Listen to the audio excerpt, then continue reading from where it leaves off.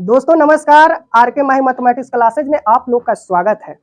हिंदी भाइयों को नमस्ते, मुस्लिम भाइयों को सलाम और छोटे को आशीर्वाद। आइए दोस्तों हम लोग चलते हैं 12.3 में क्वेश्चन नंबर 1। ध्यान दीजिएगा दोस्तों, सबसे पहले इसमें क्या करना है, हमको छायांकित भाग का क्षेत्रफल निकालना है।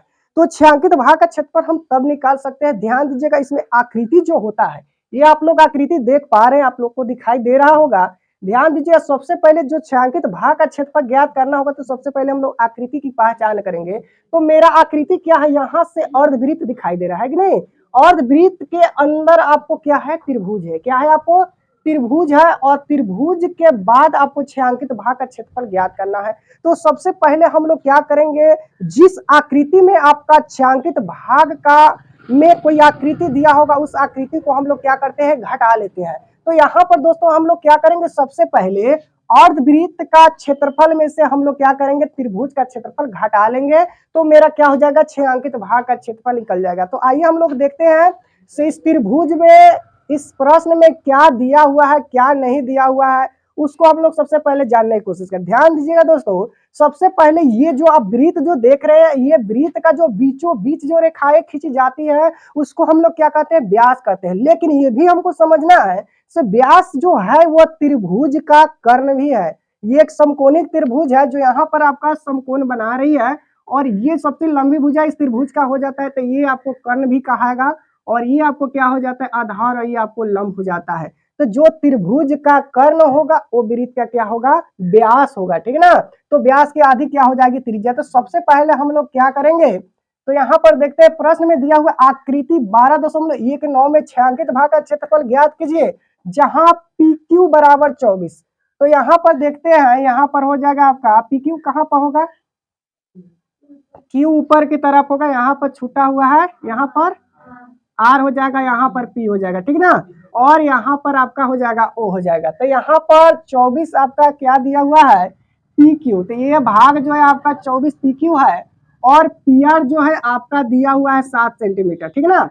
तो ध्यान दीजिएगा, क्षेत्रमिति में देखा जाता है दोस्तों, सबसे पहले हम लोग अर्धवृत्त का क्षेत्रफल जब हम लोग ज्ञात करेंगे, तो अर्धवृत्त के क्षेत्रफल में जानते हैं, सबसे पहले हमको अर्धवृत्त का क्षेत्रफल के बारे में मालूम करना पड़ेगा। तो क्या हो जाएगा, पाई r स्क्वायर बटा 2 होगा, ठीक है ना। तो पाई का मान तो हम लोग जानते हैं, लेकिन इसमें r नहीं दिया हुआ है। तो r नहीं दिया हुआ है, तो सबसे पहले हम लोग क्या करेंगे, r निकालने के लिए हम लोग पाइथागोरस प्रमेय का उपयोग करेंगे। पाइथागोरस प्रमेय क्या कहता है, कर्ण स्क्वायर बराबर होता है लंब का स्क्वायर प्लस आधार का स्क्वायर। लेकिन वही कर्ण पर स्क्वायर नहीं देते हैं, तो क्या हो जाता है, आधार और लंब को क्या करते हैं, रूट में कर लेते हैं, ठीक ना। तो इसमें अर्धवृत्त का क्षेत्रफल ज्ञात करने के लिए हमको त्रिज्या की जरूरत है, ठीक है। तो यहाँ पर सबसे पहले हम लोग क्या करेंगे, लिखा हुआ है, दिया है, क्या दिया हुआ है, PQ आपका दिया हुआ है, PQ आपका 24 सेंटीमीटर दिया हुआ है, और PR जो है आपका 7 सेंटीमीटर दिया हुआ है। तो हमको ज्ञात करना है QR। तो QR बराबर होता है, यहाँ पर हम थोड़ा सा लिख सकते हैं, पाइथागोरस प्रमेय से। ये पाइथागोरस ने इस सूत्र को दिया था, जो आपको जो है QR बराबर हो जाएगा रूट अंदर QP का स्क्वायर चाहे PQ का स्क्वायर, प्लस हो जाएगा PR का स्क्वायर, ठीक है ना। तो यहाँ पर देखा जाए PQ आपका कितना है, 24 सेंटीमीटर, और PR जो है आपका जो है 7 सेंटीमीटर दिया हुआ है। तो 24 का स्क्वायर क्या हो जाता है, 576 हो जाता है, और 7 का स्क्वायर क्या हो जाता है, 49। दोनों जोड़ने पर मेरा आ जाएगा 625 आ जाएगा, और 625 का वर्गमूल हो जाएगा 25। तो ये मेरा जो है कर्ण निकल गया 25। कर्ण निकालने की जरूरत नहीं थी, मुझे चाहिए त्रिज्या, और त्रिज्या निकालने के लिए सबसे पहले कर्ण निकालेंगे जो आपको अर्धवृत्त का व्यास बना, ठीक ना। तब यहाँ पर हम लोग लिखते हैं R बराबर 25 बटा क्या हो जाएगा 2, ये व्यास का काम किया आपका, ठीक है ना। तब यहाँ पर लिखेंगे छायांकित भाग का क्षेत्रफल। क्या लिखेंगे हम लोग, छायांकित भाग का क्षेत्रफल लिखेंगे, ठीक है ना। तो सबसे पहले अर्धवृत्त का क्षेत्रफल हम लोग लिखेंगे, अर्धवृत्त का क्षेत्रफल, और माइनस क्या हो जाएगा, त्रिभुज का क्षेत्रफल, ठीक है। क्या हो जाएगा, त्रिभुज का क्षेत्रफल हो जाएगा, अर्धवृत्त का क्षेत्रफल माइनस त्रिभुज का क्षेत्रफल।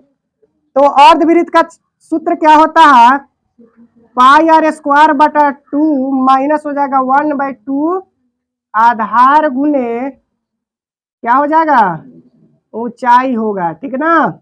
अब देखते हैं हम लोग पाई का मान क्या जानते हैं, 22/7 जानते हैं, ठीक है।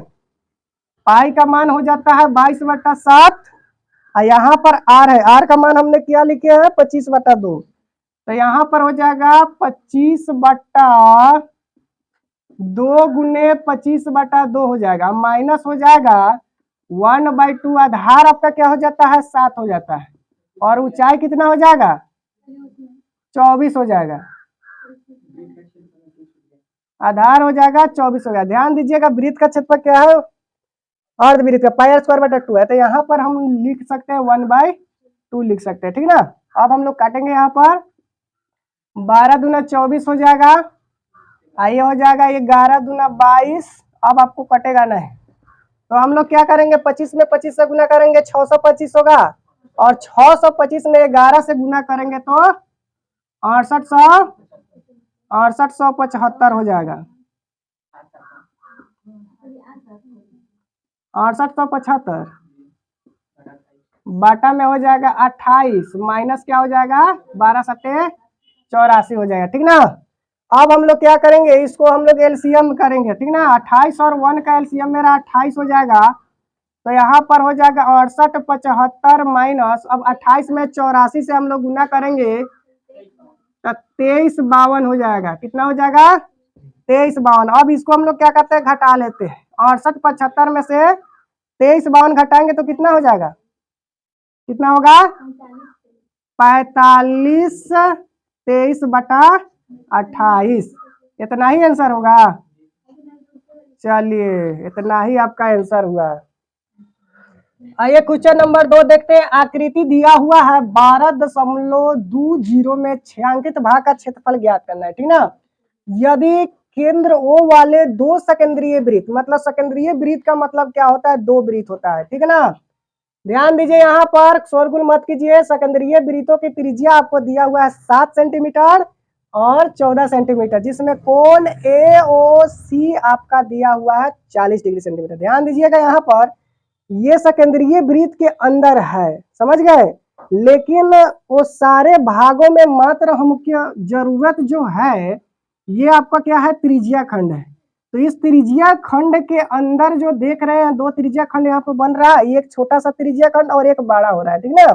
तो हमको मात्र मालूम मतलब जरूरी है ये इतना ही का, मतलब छायांकित भाग का हमको जरूरत है, ठीक है। तो देखिए हम लोग छायांकित भाग का क्षेत्रफल कैसे हम लोग ज्ञात करते हैं। सबसे पहले छायांकित भाग का क्षेत्रफल तब ज्ञात होगा आप लोगों को जब उसकी आकृति होनी चाहिए। ध्यान दीजिएगा यहाँ से लेकर यहाँ तक ले कोई आकृति है, ज्यामितीय आकृति नहीं है, तो यहाँ पर देखा जाए ये पूरा में से हम लोग क्या करेंगे, इतना हम लोग घटाएंगे तो मेरा ये छायांकित भाग का क्षेत्रफल निकल जाएगा। तो सबसे पहले इसकी जो त्रिज्या जो है पूरे 12 त्रिज्या जो है आपको 14 सेंटीमीटर है, और यहाँ से लेकर यहाँ तक की त्रिज्या जो है 7 सेंटीमीटर। तो 14 सेंटीमीटर त्रिज्या वाले में से 60 सेंटीमीटर त्रिज्या खंड का क्षेत्रफल घटा लेंगे तो मेरा छायांकित भाग का क्षेत्रफल ज्ञात हो जाता है। आइए हम लोग देखते हैं यहाँ पर सबसे पहले लिखते हैं गिवन दैट, ठीक ना। तो गिवन दैट लिखते हैं, यहाँ पर दिया हुआ है आपका 12R बराबर दिया हुआ है 14 सेंटीमीटर, उसके बाद छोटा r बराबर दिया हुआ है 7 सेंटीमीटर, ठीक है, और थीटा बराबर आपका कितना दिया हुआ है 40 डिग्री दिया हुआ है। तो यहाँ पर हम लोग लिखेंगे छायांकित भाग का क्षेत्रफल लिखेंगे, छायांकित भाग का क्षेत्रफल, ठीक है। तो यहाँ पर छायांकित भाग का क्षेत्रफल लिखेंगे, क्या होगा आपका बड़े त्रिज्या खंड का क्षेत्रफल, बड़े त्रिज्या खंड का क्षेत्रफल माइनस छोटे त्रिज्या खंड का क्षेत्रफल, छोटे त्रिज्या खंड का क्षेत्रफल। तो दोनों त्रिज्या खंड का क्षेत्रफल तो वही होता है, क्या होता है थीटा बटा 360 पाई आर स्क्वायर, लेकिन बड़े में बड़ा आर का प्रयोग होगा और छोटे में छोटा आर का प्रयोग होगा। ठीक है, तो यहाँ पर लिखेंगे थीटा बटा 360 बार का आर के स्क्वायर माइनस थीटा बटा 360 छोट का आर के स्क्वायर। अब इसमें क्या करेंगे, दोनों में थीटा बटा 360 पाई मिल रहा है, ठीक ना, तो इसको हम लोग क्या करेंगे, बाहर निकाल देंगे। बाहर निकालने का मतलब है कॉमन, जो दोनों में शामिल रहता है उसको हम लोग क्या करते हैं, बाहर निकालते हैं। बाकी रह जाएगा बड़का आर के स्क्वायर माइनस छोटका आर के स्क्वायर। ठीक है, तो अब कहाँ से हम लोग चले, यहीं से चलते हैं। तो थीटा का मान यहाँ पर 40 डिग्री हो जाएगा, यहाँ पर 360 हो जाएगा, और पाई का मान कितना लिखाएगा, 22/7। उसके बाद बड़का आर हो जाएगा 14 का स्क्वायर और छोटका आर हो जाएगा 7 का स्क्वायर। यहाँ पर 1 0 से 1 0 खत्म हो गया, 4 9 36, तो बचा 1/9 गुने हो जाएगा 22/7, और 100 कितना हो जाएगा 96। 14 का स्क्वायर 196 होता है, 7 सते 49 होता है, तो 1/9 22/7 गुने कितना हो जाएगा 147 हो जाएगा। तो 7 से कट जाएगा, 7 दूना 14, 7 एकम 7। ठीक है, और इससे भी कट जाएगा, 3 तिहाई 9 और 3 7 21। तो अब आपको बचा 22 गुने 7/3 बराबर क्या हो जाएगा, 7 दूना 14, 7 दूना 14 क्या हो जाएगा 15, 154/3 सेंटीमीटर स्क्वायर आपका छायांकित भाग का क्षेत्रफल ज्ञात हो गया।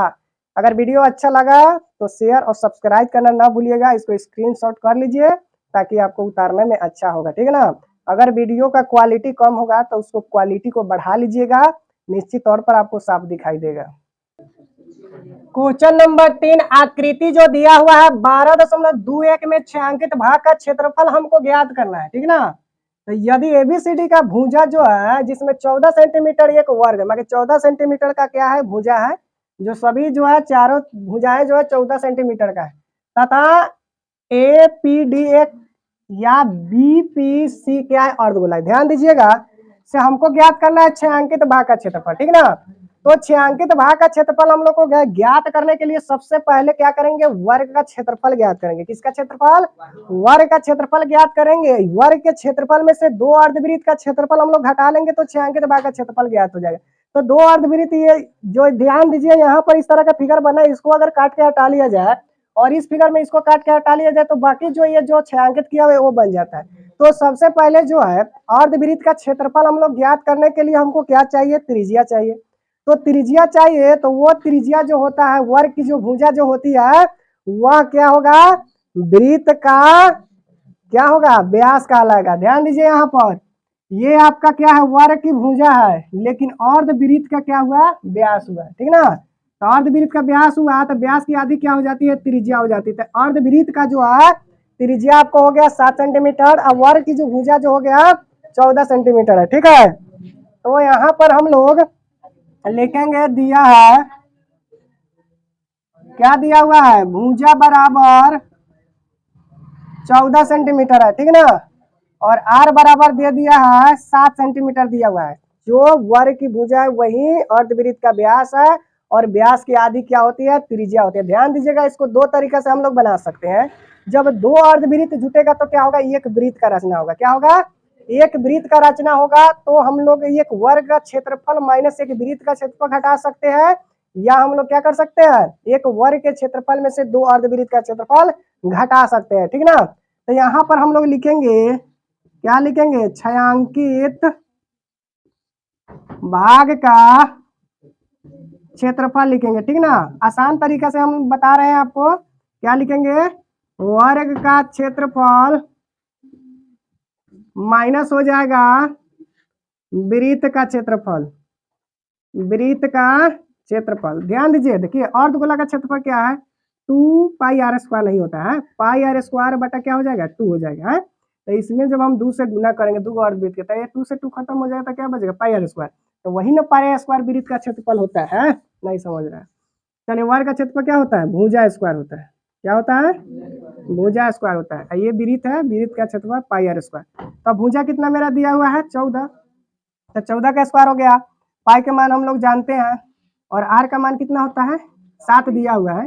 तो 7 से 7 खत्म हो जाएगा, तो यहाँ पर क्या हो जाएगा 196 माइनस हो जाएगा 154, घटेगा तो कितना होगा 42 सेंटीमीटर स्क्वायर। यही आपका क्या हुआ क्षेत्रफल हुआ। ठीक है।